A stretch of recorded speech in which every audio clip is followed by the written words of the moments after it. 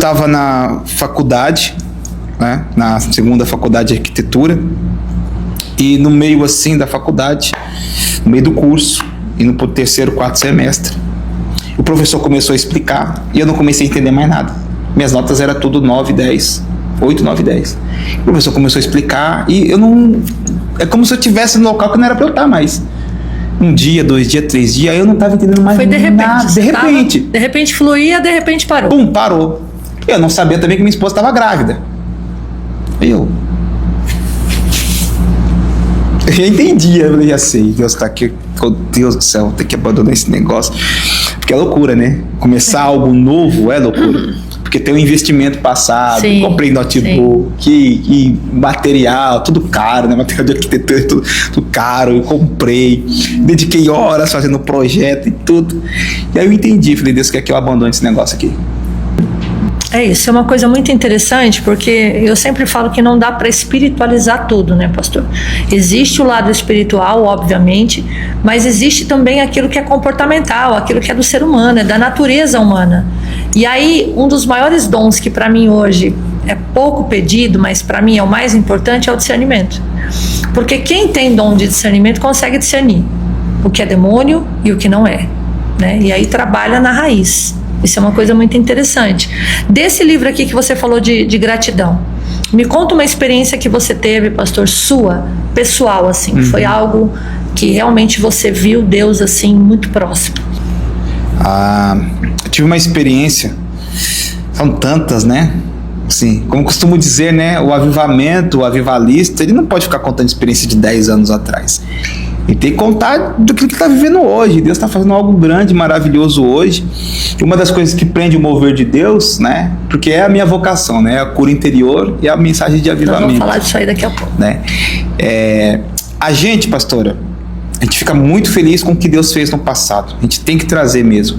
Mas a gente não pode travar. A gente tem que olhar para um futuro e falar, Deus vai fazer muito mais. Tem mais. Muito mais, porque senão a gente quer trazer um mover que já passou. Ah, interessante. Muito pastor, ele fica assim saudosista. Não, mas como Deus visitava essa igreja, as irmãzinhas... É forte isso aí. Entendeu? Não, mas Deus visitou aqui, o povo veio, o povo rodou. Mas, irmão, o mover passou. Hoje Deus pode visitar a tua igreja com choro, com quebrantamento, com arrependimento. E mas Deus é novidade de vida, né, pastor? Não dá para pensar num Deus que só trabalha de uma forma? Sim, é a minha área de bem dizer também, né, a minha área de vocação, que eu percebi isso. Falei, a gente fica correndo atrás de mover de Rua Azul, de mover de Pensacola, de mover de lá de Toronto e do mover do Diante do Trono que teve também, mas peraí, Deus já fez, a onda já passou, meu irmão, agora Deus está formando uma outra onda, a gente tem que olhar para essa onda e mergulhar nessa onda. Uma das experiências que eu tive foi o Pai, a experiência com Deus Pai, que quebrou muitas cadeias em mim e aplicou em mim, e eu comecei a transferir isso para minha esposa também. Como é que foi, pastor? Eu estava na faculdade, né, na segunda faculdade de arquitetura, e no meio assim da faculdade, no meio do curso, indo para o terceiro, quarto semestre, o professor começou a explicar e eu não comecei a entender mais nada. Minhas notas eram tudo 9, 10, 8, 9, 10. O professor começou a explicar e eu não... É como se eu estivesse no local que não era para eu estar mais. Um dia, 2 dias, 3 dias, aí eu não estava entendendo mais nada. Foi de repente. Nada. De repente. De repente fluía, de repente parou. Pum, parou. Eu não sabia também que minha esposa estava grávida. Eu entendi, eu já sei, Deus está aqui, oh, Deus do céu, tem que abandonar esse negócio, porque é loucura, né? Começar algo novo é loucura, porque tem um investimento passado, sim, comprei notebook, e material, tudo caro, né? Material de arquitetura, tudo caro, eu comprei, dediquei horas fazendo projeto e tudo, e aí eu entendi, falei, Deus quer que eu abandone esse negócio aqui. Tá bom, Senhor, eu não vou recuar, mas vamos avançar, já tô na chuva, vamos embora. No meio da aula, peguei meus materiais, guardei o notebook, peguei as coisas, desci para a secretaria, falei, vim, na minha ideia, vou trancar a matrícula. Aí ela falou, olha, se fosse ontem, você conseguiria trancar e voltar quando você quisesse. Mas hoje você não consegue, se você trancar, você vai ter que começar do zero. Eita. Poxa, eu vou ter que perder tudo. Então, tudo bem. Tranca, pode trancar. Na hora que ela trancou, Tô subindo as escadas para o estacionamento, pensando, como é que eu vou chegar em casa? Como é que eu vou falar pra minha esposa isso? Deus do céu. Eu não vou mais continuar a arquitetura. Não vou continuar mais a arquitetura. Enfim, tô subindo as escadas, quinto ou sexto degrau, veio uma presença de Deus.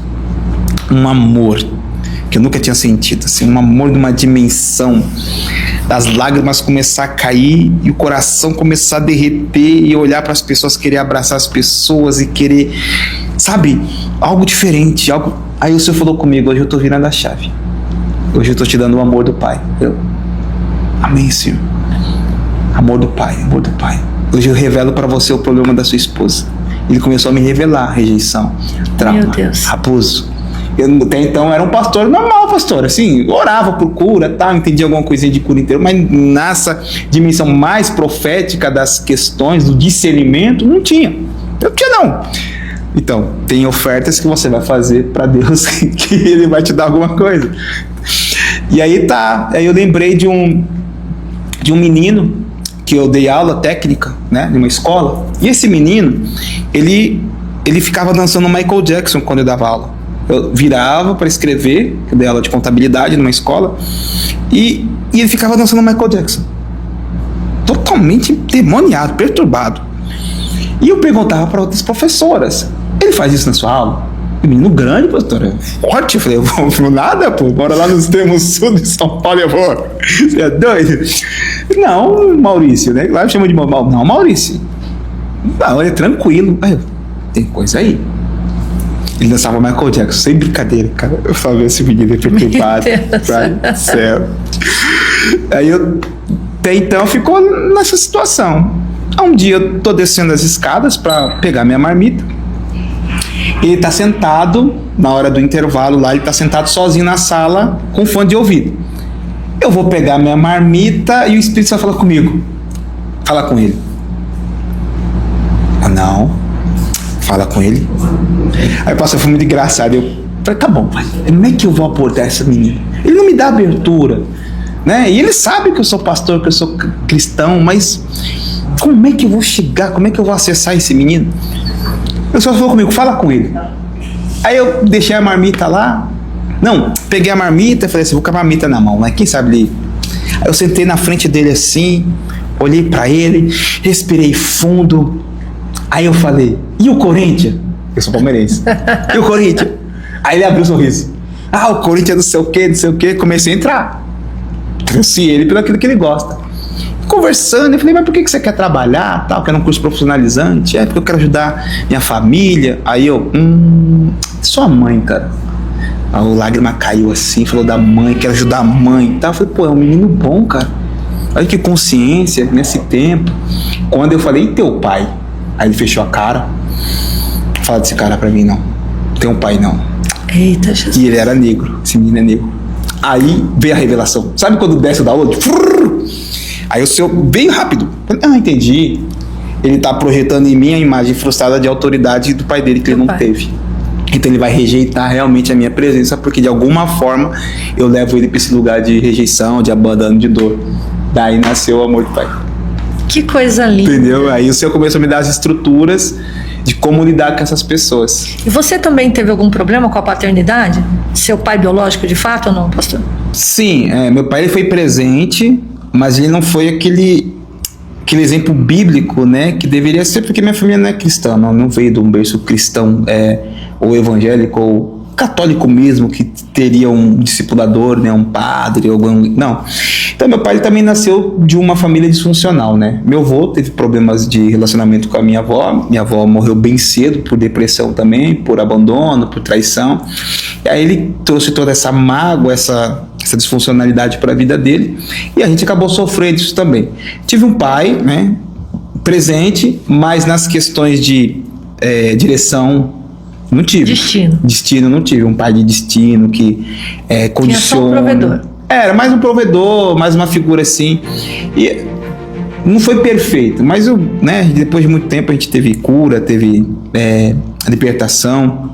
Mas o que eu vejo que Deus usou muito na questão do meu pai foi a figura de força. Meu pai, por ser mestre de obra, ele era bem forte. Então, quando ele chegava em casa, isso foi uma das imagens que Deus trouxe cura para eu poder me relacionar e crer no Senhor como um Deus forte, né? Como um pai forte, um pai protetor. Essa questão do pai protetor, ele sempre foi protetor. Chegar em casa, eu descansava, porque ele era muito forte. Então, eu era criança, aqueles bração dele, e até ele chegar em casa, eu ficava naquela euforia, meu pai vai chegar, eu vou descansar. Então, Deus usou muito essa figura de quando eu estou na presença, quando a presença está comigo, eu posso descansar. Porque a presença é como esse meu pai forte, né? Que Deus usa essas figuras para construir em nós a imagem. Mas a questão do direcionador, o discipulador, não. Por quê? Porque ele também não teve. A gente só reprograma o que a gente tem. Sim, só vai reproduzindo, né? E eu